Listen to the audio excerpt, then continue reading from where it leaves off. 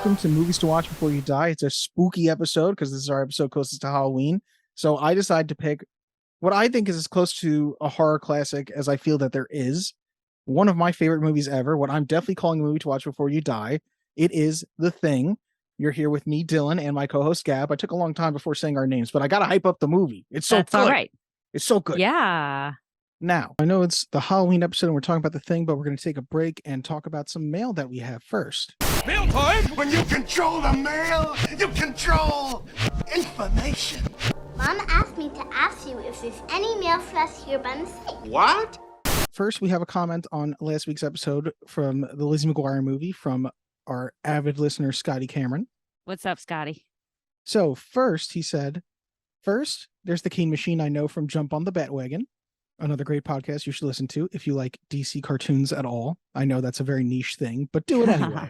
We're going to be talking about one of those at some point when I get around to it. I think it's worth some celebration that you both hate a movie. Some celebration, but we're not having our big celebration for that.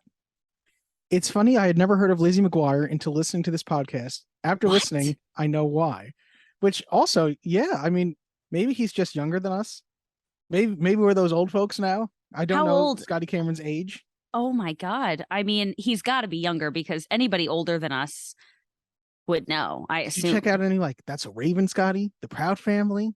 I mean, come on, that's Disney Impossible. heyday. Oh God, all the original Disney Channel original movies. Yeah, I'm like, oh yeah. Smart Look at House. the Irish, Smart House. Yep. Cadet Kelly. Cadet Kelly. I'm like, were there more shows or is it those like four that I named? There's got to have been more Even shows. Stevens. Yes. Shia LaBeouf. Yes. Okay. But continuing. I never cared for shows of its nature, even as a kid, so maybe he just had no interest in it. I will say I had heard of Hilary Duff quite a bit beforehand, but I could never think of anything I saw her in. Then, after listening, I thought it was worth looking into. Turns out she was in the 2003 Cheaper by the Dozen film, which I saw over and over again as a kid. Networks loved playing that version during the early 2000s, especially ABC. Anyways, great show. Looking forward to next week's episode. So, first, thank you, Scotty. Thank you. Second, Cheaper by the Dozen. Have you seen that? Because I know that I saw it, but I have no memory of it by this point. Honestly, Dill, I think you and I saw it together in the movie theaters. I think my parents took me, you, and Zach. And That's I remember fundamentally possible. Yeah, like I mean, in 2003, like it checks, but that's my memory of seeing that movie. Is it was the three of us and my parents, and it was okay. Yes. But like I never saw it again. Is Ashton Kutcher in that? I think so. Steve Martin is the dad. I don't know. I'm going in circles now talking about Cheaper by the Dozen. When quite frankly, all I remember is it was a movie. I don't remember. Certainly not a movie to watch before you die. Yes, I don't think we need a full episode to say that Cheaper by the Dozen, not a movie to watch before you die. Yeah, but apparently good enough for ABC to run over and over again. Yeah, well, you know. Yes. So thank you, Scotty, for commenting on the episode. And now we're going to get over to an email that we have from our other avid listener. We've got two. We have two. Keen Machine. So, subject, one step closer. Greetings, Dylan and Gab. Nothing preys on our generation's nostalgia like an old Disney Channel throwback. Congrats on your very first Agreement episode. Now that you found a movie you mutually dislike, you've proven you can find common ground. One step closer to the elusive perfect film. Wow. Which is so sad because we're not even looking for like the perfect film. We're just like, we just want to agree that one movie is like, it's really, really good. Yeah. I mean, listen, it was pretty low hanging fruit for us to both be like the Lizzie McGuire movie was not necessary to see before you die. But you know what? The funny thing is, I think honestly, assuming that most listeners don't really know our relationship, like we should agree on more. Like we're cut from the same cloth. At least like a decade and a half watching very similar movies, mostly together, I'm sure. Yeah, exactly. It's just so funny that, right now we're struggling, but we're going to get there. Maybe today, maybe The Thing is the one. Maybe. Okay. And to finish Keen's message, as always, I'm excited for this week's episode and to learn about another film I've probably never seen. And you put the musical notes around it, so I feel like I have to do it. This is what dreams are made of. Keep it Keen. Sing to me, Paolo. Oh my God. I'm apparently a Kate, I've been told. Yeah, okay. You are. Thank you, Keen, for messaging in. I'm sure I will talk to you more offline about Lizzie McGuire and today's movie, The Thing. I'm glad we can now let Lizzie McGuire lay in the past. Yeah, We don't we need can to let bring her it up ever rest. again. Yeah. Yeah, Yeah. it's like the end of Endgame. You can rest now, Lizzie. Okay. So now that we've talked about Lizzie McGuire, let's get back to The Thing, what I think is a better movie. And, well, I'm sure you'll think is at least better than that, I hope. But Let's hopefully you'll find think out. it's a movie to watch before you die. Yeah, you had never seen this before, which Correct. shocks me. So tell me, what is The Thing about? So The Thing is a 1982 horror thriller film. I am not reading this off of anything, by the way, about a group of researchers, I guess, in Antarctica who are suddenly introduced to an alien species that seems to mimic the form of whatever it infects. So it originally infects a dog and then it becomes a dog. And then it's sort of like an outbreak situation where it may have infected some of the people. And then it becomes this really chaotic scene because they don't know who's a real person and who's a thing.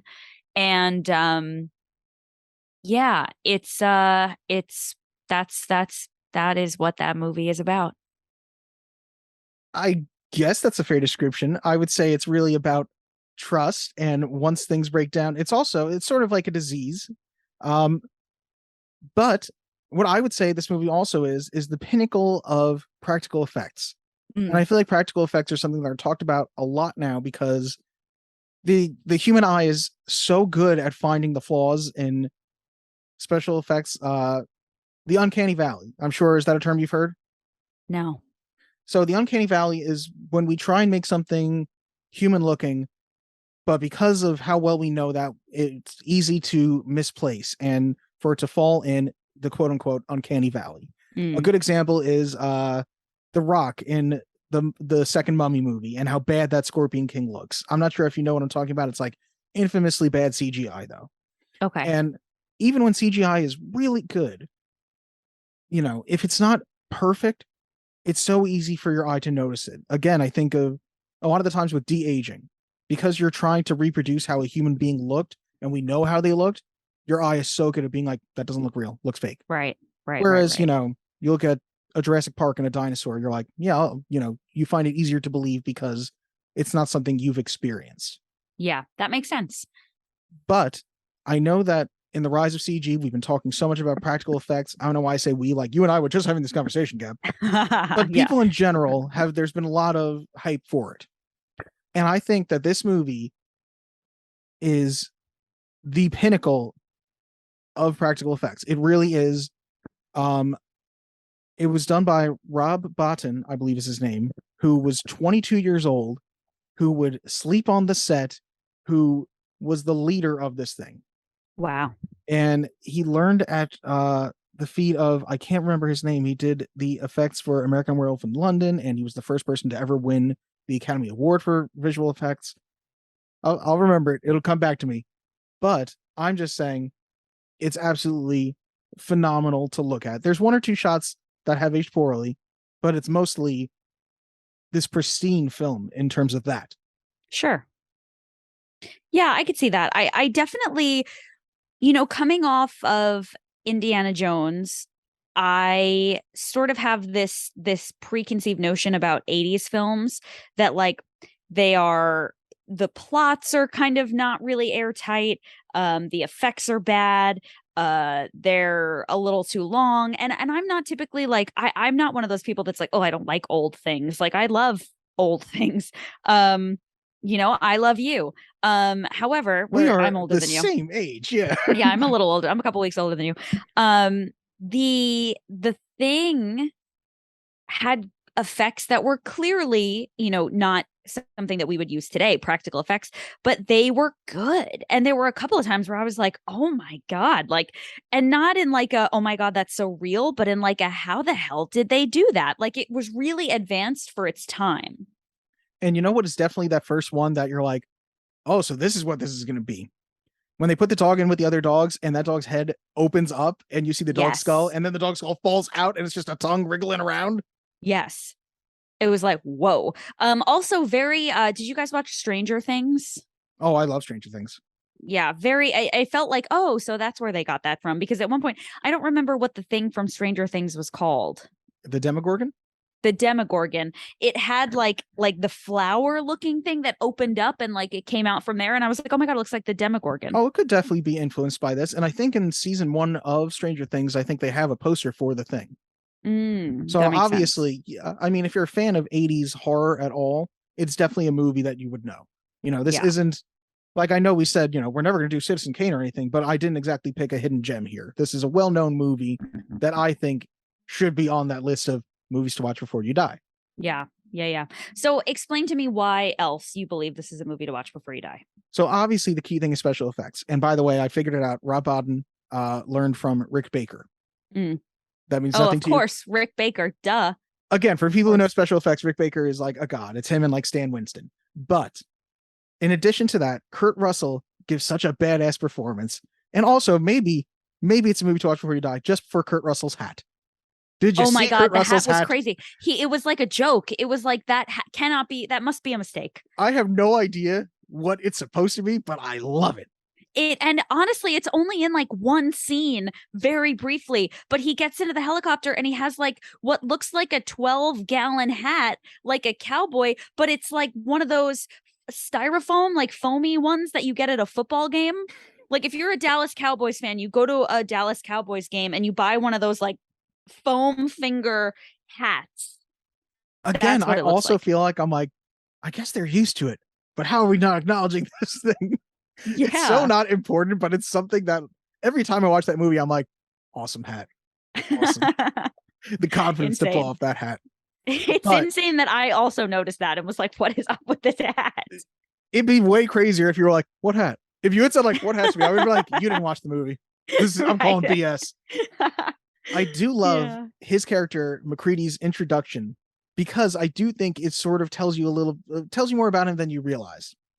When we first see him, he's playing that virtual chess, which, boy, is anything more 80s than that computer, which is just for chess. That is like huge, but doesn't matter. He's playing chess and he ends up, when it seems like the chess machine is going to win, he kills the chess machine by pouring his booze in it, which will ultimately sacrifice the ability for anyone, including himself, to ever play chess again. But he calls it a cheater. He kills the machine, which I think sort of foreshadows how things end up. Obviously, spoilers for if you're going to watch this. And I really insist, again, it feels like a stupid thing to say, turn this off and go watch the movie, but then turn it back on. Turn it back on afterwards. Save your place. So I think Kurt Russell gives an amazing performance. And I do think for a movie that has characters that you don't get to spend a lot of time like getting to know them, because they're just within a few minutes, they're just in the shit already. Yeah. I do think it still does a good job of painting interesting characters. Like, I bet you can't remember the name of more than like 3 of them, probably. Yeah. But still, I'm sure you were like, oh, that guy that this happened to, that was kind of cool. Yeah. I mean, yeah. Why don't you finish and then I'll chime in. Maybe the characters wasn't the strong point to go to. But in addition, I will say, with the special effects, there's just so many scenes that come to mind where it's like, and how cool is that? And how cool is that? And again, I think the most iconic scene to come out of this movie is the blood test. Which is absolutely incredible the whole time. Yeah, that was very captivating. It is tense that entire time. Which, since I'm talking so much about special effects, I do just want to point out, and it's not a thing that you're going to think about until like you really are aware of it. Obviously, each time he's putting the pin into the petri dish and he's holding it. Well, explain why he's doing that. Good thing to say. Okay, so the thing, it assimilates people, but it's not a person like you and I that when we bleed, our blood is just tissue that's spilling. Each cell of it is its own individual being trying to survive. So each thing is going to do the best it can for itself. So when they put this hot wire into the petri dish, it may just be a petri dish of blood for the humans, but for the thing is going to react and try and get away from that hot wire. If the thing's in there. Again, obviously spoilers. The thing's in there. Come on. Okay. So when he finally gets to the one that's the thing, the special effect is well hidden because you see the shot so many times, but you can tell his arm is much stiller than it has been before because it's now a fake arm. Because the arm has carbon, what's the word I'm looking for? CO2 piped into it to go into the petri dish to make it blow up the blood. And when you watch it again, you'll notice that like that arm looks a little strange now when you're really thinking about it, but it's done so well in the course of the movie and in the course of it setting up in that scene what the shot is that you're not questioning it by that point. Let me ask you a question. Is it a shot? Is it like a wide shot in which you see him and then he like there's a different arm, or is it a close up where you just see the arm in the petri dish? It's a shot you see several times where you can see his head and you can see, his shoulders, but you're only seeing the top portion of his arm above the elbow. And you see it several times in the scene where it is his actual arm. And that's why when it does make the switch, you're not thinking about it. So Mm. now, because if you're going back and watching the movie, oh, this is when, the blood pops off. But you'll be able to look at that arm and be like, oh, it does look a little different. And it is obviously way stiffer than a normal arm would be. Hmm. That's really interesting. Yeah. I mean, that scene was really good. And I was just like on the edge of my seat. There was that moment. There was another moment that really got me where I gasped, which is when Ooh, they're can I guess? giving, please. Is it when they're defibrillating Norris, I think is his Yep. name? Yep. And they're just like doing like I want to say AED, but I guess it's a defibrillator. Which I know I'm butchering that word. When you just choose not to learn a word and you just kind of mumble it whenever you talk to someone and hope they don't notice. That's me with that I'm word. just hoping I'm right with defibrillator now, because I'm like, if I'm wrong, I'm gonna look so stupid now too. You want to hear something really Long Island? I always think it's defibrillator because if you go to Friendly's, you can get a fribble. It's So- definitely not a defibrillator. That's in case anybody was wondering where we're from. You can't hear it when we talk. Okay, so I don't know, but yeah, so they're trying to jumpstart his heart, if you will, and all of the sudden the pads cave into his chest and his hands go through, and then the guy who's doing the defibrillating, his arms come off, and I was like, "Rah!" It was insane. And again, to go into the special effects, again, the special effects are so well known of this. Do you want to know how they did that? Please. So I can't tell you exactly, obviously it's a fake chest built to open up like that.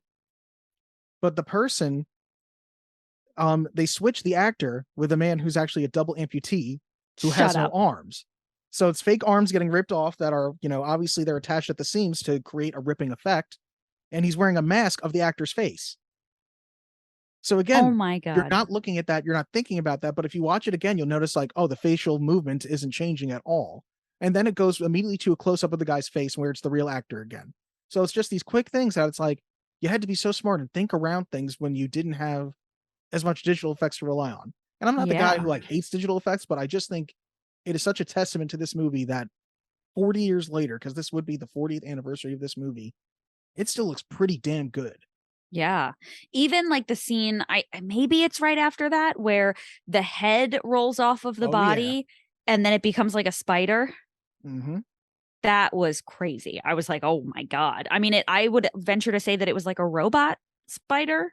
Which you get the line from Palmer, I think it's Palmer, who says, "You gotta be fucking kidding me." Yeah, that Which was is funny. the only fair reaction to seeing that. Yeah.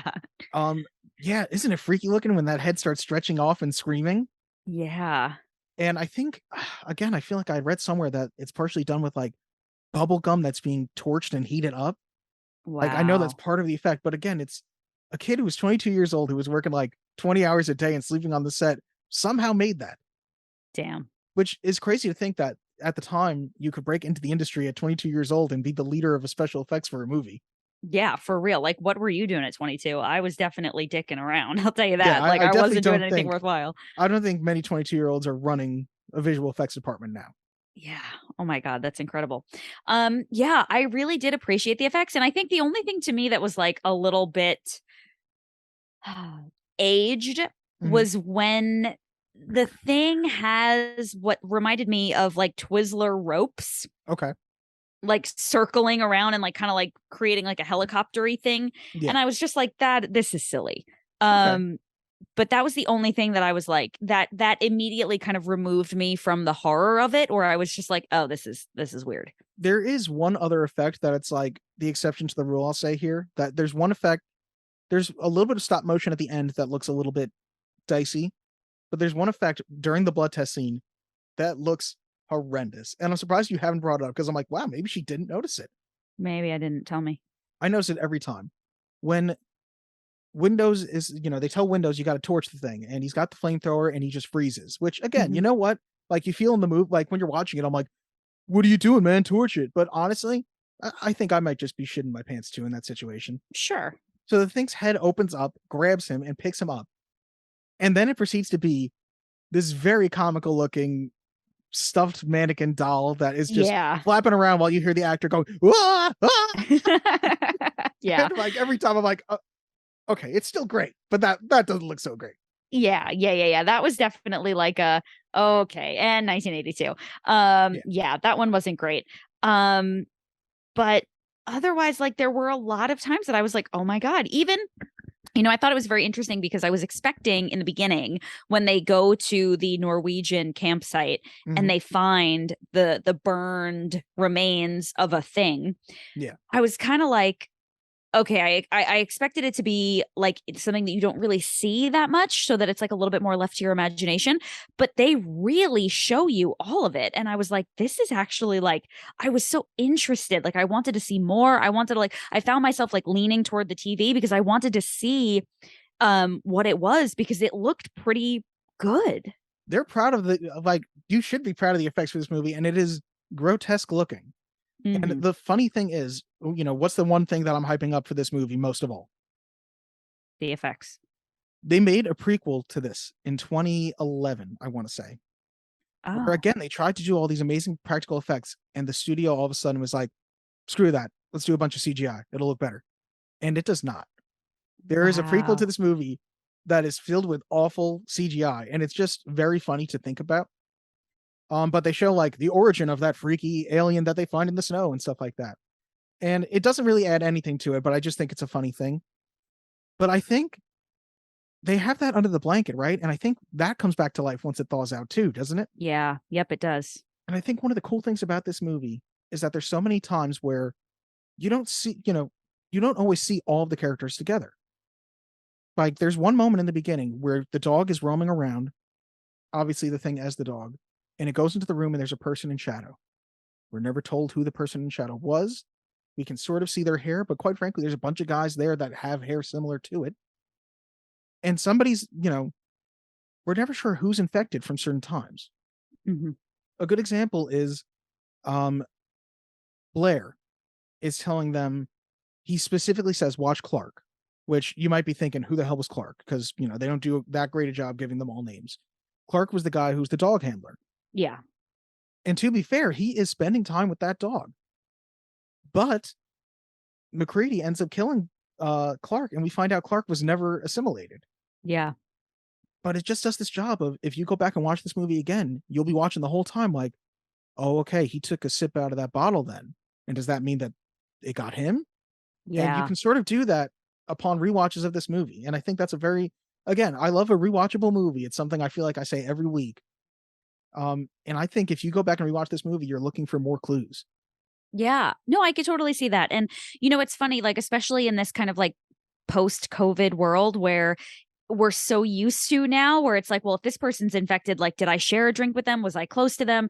Did I touch the same thing? Like, these movies where there's an infection, just like hit very close to home. And it was really interesting to think, like, obviously, like the guy who handled the dogs, it was like, oh my God, he's definitely a goner. And then the other doctor, I think at one point goes crazy, and you're like, well, he's definitely infected because he's going berserk. Which I don't think he is at the time. I think it later happens to him, but there's also a great moment where they go back to talk to him and he just has a noose hanging in his room. Yeah. And he's just like, I'm fine. I want to come back now. And he's just eating a soup can with a noose. And I'm like, this guy's coming back, or he's like, I'm finishing myself off. Yeah. And you're like, something tells me you're not fine, sir. I don't think you're fine. Yeah, I mean, listen, I think the effects were pretty great. I did find myself Googling Kurt Russell and trying to figure out if he is Goldie Hawn's husband or Kate Hudson's biological father. And the answer to both of those questions is no. He and Goldie Hawn have never been married, but they've been together for like 40 years. Really? And Kate Hudson's father is somebody else. Yeah. I knew he wasn't Kate Hudson's father. I think that's Bill Hudson, I think that's his name? Yeah. Okay. But I did not know that they're not actually married. Yeah, not married. Huh. But like, I there was some internet thing like Kate Hudson wishes Kurt Russell a beautiful Father's Day and something about how he's always been there for whatever. Like, anyway. Kurt Russell Um, seems like a good dad, and he just he seems like a does. badass. Sure. But I am going to tell you how I felt about this movie, and it will probably not surprise you that while I didn't dislike it, I Oh do not think no! that it is a movie to watch before you die. And I'm going to tell Oh, you why. Listen, every time we do this, I finish the movie and I'm like, yep, nope, didn't love it. But you talking about the effects does make me appreciate them. And I think as a lover of the medium, I can understand where this would be like, you have to see this. However, if we're talking about like purely entertainment or purely like life changing, like this movie is going to make you think. It is very the time flies by when you're watching it. Here are my qualms with this movie. Okay, I first of just want to all, reiterate as you talk about, does it make you think and things like that. The last movie you picked, Gab, was the Lizzie McGuire movie. I just want to restate that. yeah, I know, but I was mad at you, so that's why I picked it. And honestly, it backfired on me because I also had to watch the Lizzie McGuire movie, so I got my comeuppance. Um, the the beginning of this movie, the dog is running through the snow. There's a sled dog running through the snow, and Mhm. a helicopter with a man who's trying to shoot it. And I think maybe for the first 13 seconds, I thought, oh no, don't kill the dog. And then I immediately realized, well, the dog is clearly the thing or somehow involved. Like it just immediately was like, oh, well, obviously that's why they're trying to kill it.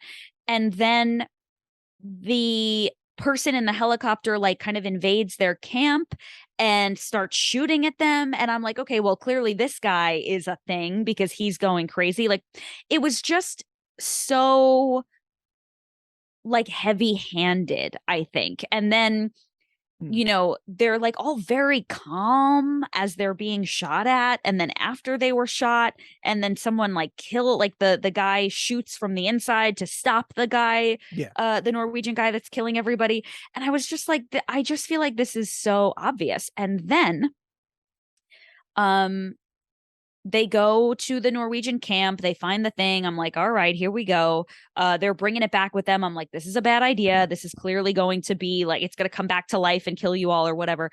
And then obviously they find out that the dog is a thing. People get infected. And then I'm like, okay, well, obviously they're all going to start turning on each other because now they realize that it's going to assimilate and mimic whatever it is that it infects. Mhm.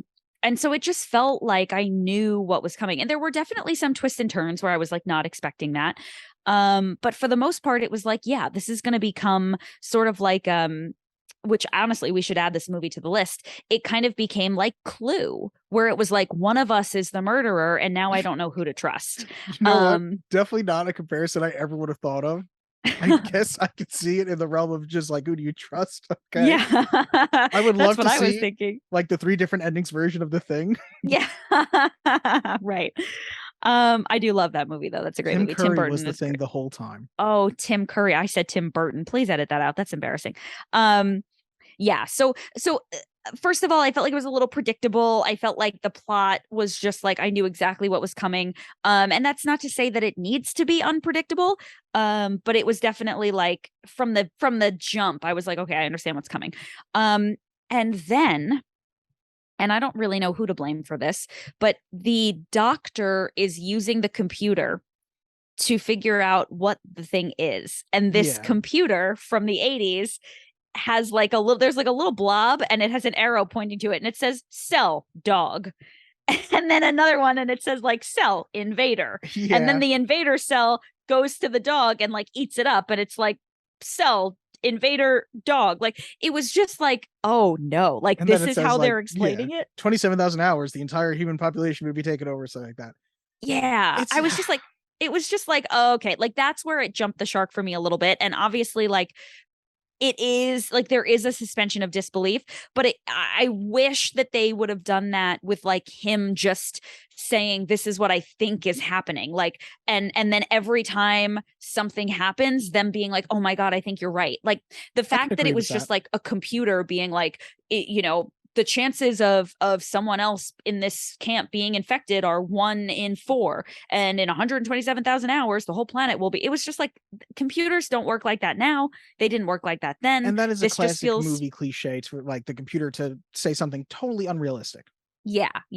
Now, So that was annoying to me. yeah, I think to be fair, you're right. I'll give you that. I'll also say I don't think it's ever trying to hide what the plot is from you. I think it's just Sure. trying to create tension in the sense that who is it? It's never trying to tell you like, oh, maybe nothing's the thing right now. And I do think it's interesting that you're like, oh, the Norwegians are the thing, because they never are. They're clearly Yeah. like, we've seen what this thing is, we gotta kill it. Yeah. There's another shot too, if you're talking about shots we should get rid of. The very first shot of the movie is the space shuttle coming to Earth. And every time I start the movie, I forget that that's there. And I'm like, why? What's the point? I Yeah. don't need that at all. Yeah. No, you're right. I totally forgot about that, but it is true. And then I think the last thing that kind of bothered me, and you touched on this a little bit, is that we just don't get any background. We don't know anything about these characters. We don't even know what they're doing there. They're just in Antarctica, another word that I've just chosen not to learn. I am highly educated, everyone. I do have a 4-year degree from a accredited university. We don't learn, still accredited as of now, but check back with me in 10 minutes. Acting school, everybody. We don't learn why they're there. We don't learn what they're doing. We don't know anything about these characters. Like Kurt Russell, like basically what I know about his character, number one, I sincerely thought, based on how it was written out, that his name was Mac Reddy. Every time I typed it in my phone, it was autocorrecting it to Mac Ready. Like, it's so funny. Mac Reddy. I know that his name is McCready. I know he's got a beard. I know he's got a stupid hat, and I know he has a drinking problem, or I guess is drinking a lot. No, I would say if you pay attention, you idiot. No, if you pay attention, it does show you a little bit of what each one of them does do. Like I think what they do as their job, but not like who they are, why they're there, who they were before that. Who they are, and I think the fact that we don't know who they are that well is probably for the best, because that way it just makes it harder to notice whether or not they've been assimilated. Yeah, like, I don't think we're supposed to know them all intimately. I think the only one we're really supposed to feel like we know at all is McCready, because he's our protagonist. And I feel like Child's a little bit, just because I really like Keith David as an actor. I feel like I'm like, yeah, Keith David's cool. Wait, help me with this, because I went to Keith David's IMDb. Where do I know him from? Oh my God. He's been in 1,000 things. So the first one that's coming to my mind is another John Carpenter movie called They Live. Nope. Well, that's a bummer, because that's the biggest thing that's standing out of my mind right now. Because he's a huge character in that. He's one of those guys who, now that you know him, you'll know his voice every time I feel like you hear it. Yeah. He was most recently, he was in Nope. Only at the beginning, he was the father. No, I didn't get to see Nope yet. To be honest, I thought it was okay. Like, that's not what, that's not we're not talking about, the most recent movies, but I was like, yeah. Okay, interesting. Because I really like the one that came before Nope. What was that? Get Out? There was Get Out, there was Us, there was Nope. I think Get Out is the one that I saw and I loved. Get Out I liked the most. Yeah. Okay. Anyway. So forget Keith David, forget that. Yeah, I don't know, Dill. Like, if I were really into special effects, I'd be like, yes, that movie is awesome. And honestly, like, I do appreciate it.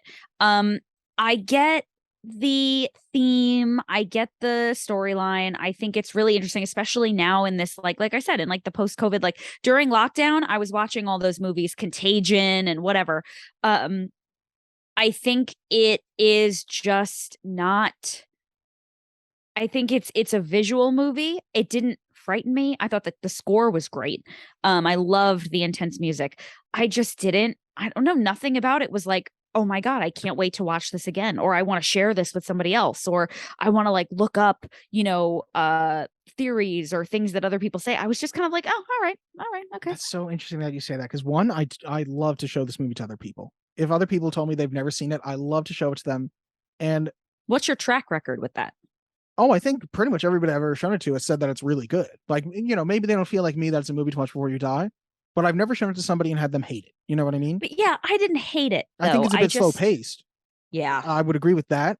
But I think it is supposed to be a slow burn, and eventually it gets more tense. And by the time you get to the end, there is a lot happening.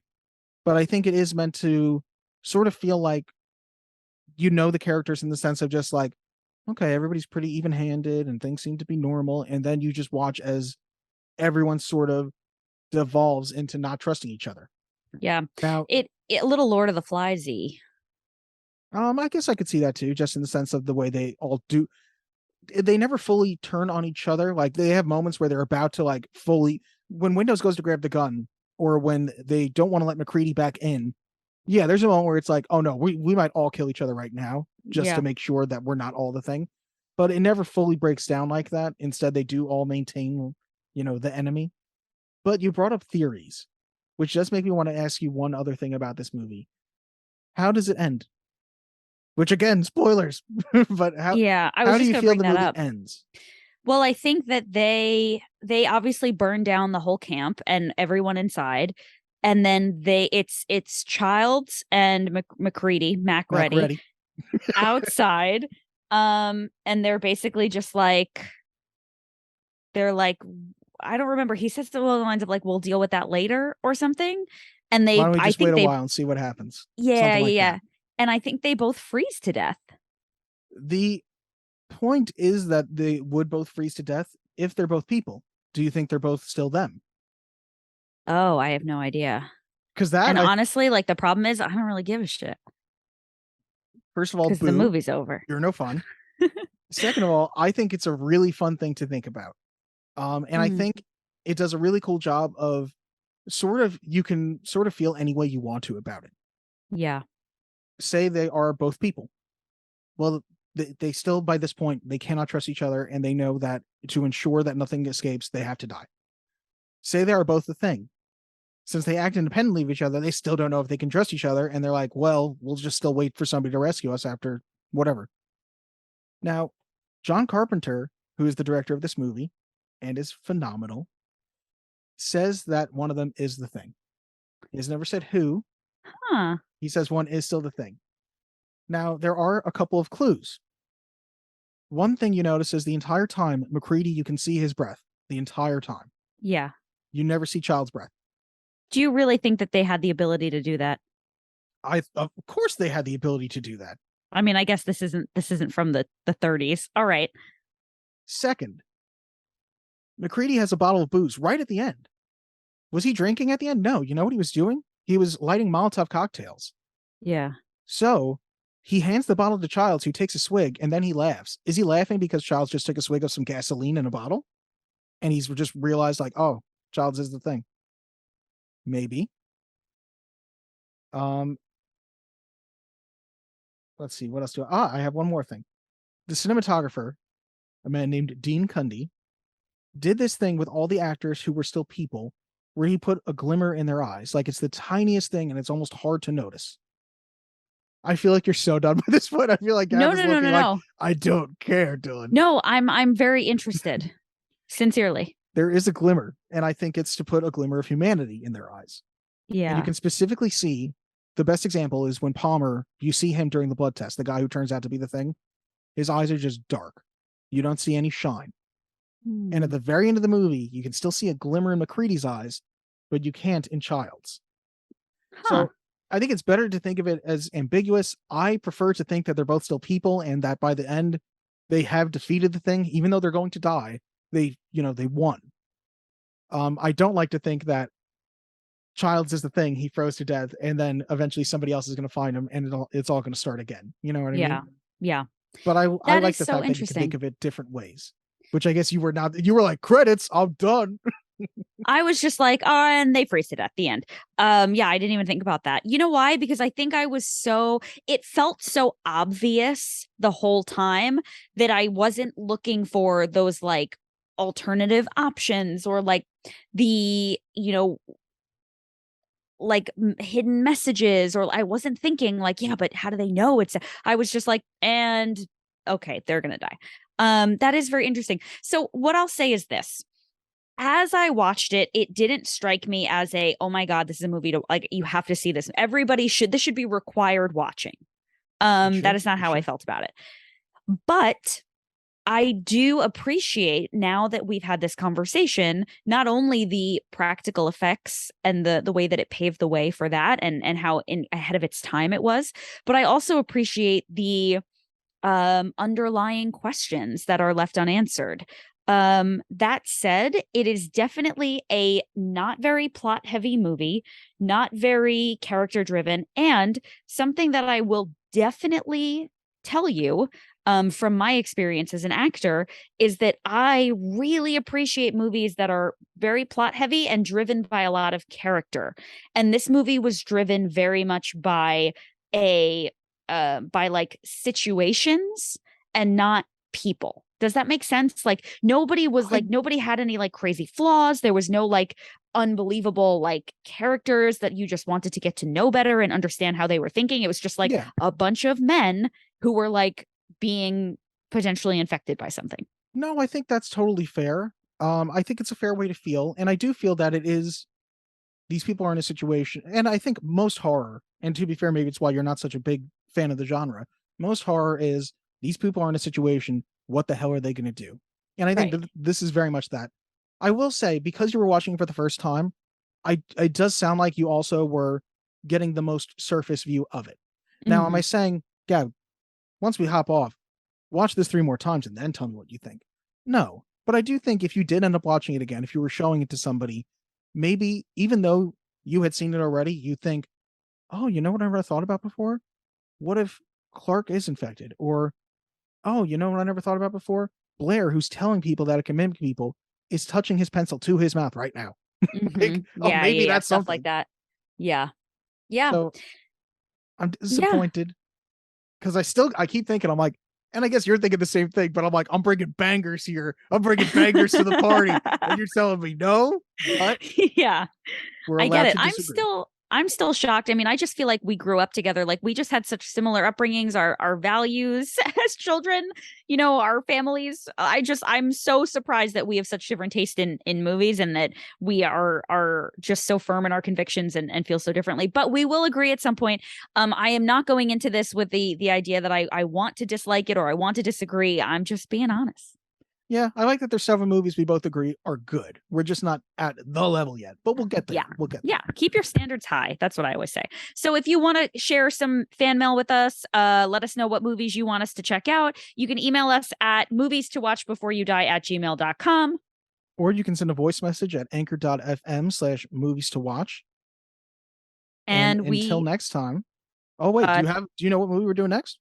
I do, but I'll share that with you offline. Ooh, okay. Tension, surprise. All right. Thank you so much for listening, guys. Happy Halloween, y'all. For 100,000 years, it was buried in the snow and ice. Now it has found a place to live, inside.